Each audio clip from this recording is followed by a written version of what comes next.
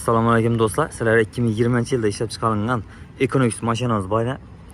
Mashinamiz cho'tki holatda turibdi. Sostenali вообще idealniy. 20-yil. Ko'p odam so'raydi bu 20-yilni. Shunday holatda do'stlar. Qaranglar, buni 4 tane balon toza. Tonirovka ko'rsatlari bor. Mashinamizni hozir ishlarini ham ko'rsataman sizlarga. Arkalarına geladigan bo'lsak, hamma o'z joyida, 4 tane sitkalari, ustuni, storlari. Buni propani bor do'stlar, tabletga. Propan ham bor. Propanni solib haydab ketaverasizlar. Shunday holatda yana do'stlar. İşlerini bir xato ko'rsataman sizlarga. İşleri вообще idealniy sostenali turibdi. Ko'jalar ham hech yerda yirtiq narsa yo'q.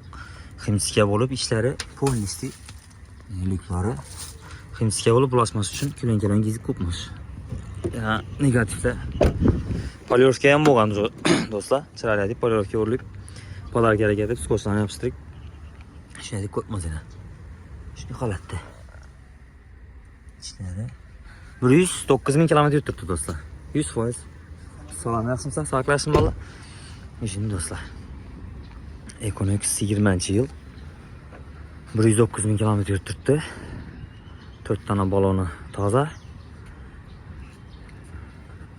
Do'stlar, buni puli kimga qiziq bo'lsa 245 million so'm aytamiz buni pulini.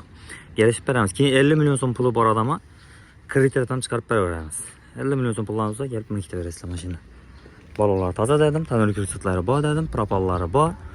Kraskasi aytdim sizlarga, kraskasi inshurendayna kichkina bir petnosi bor. Inshishkina to'lqa. Boshqa ham 100% toza mashina do'stlar. Probekini ham, kraskasini ham tekshirib olaverasizlar. Propallar va balon, menimcha tayyor mashina. Olib minaverasizlar. Kimga qiziq bo'lsa, pastda telefonlar bilan yozib qo'yaman. Telefon urib savdolashib olaverasizlar.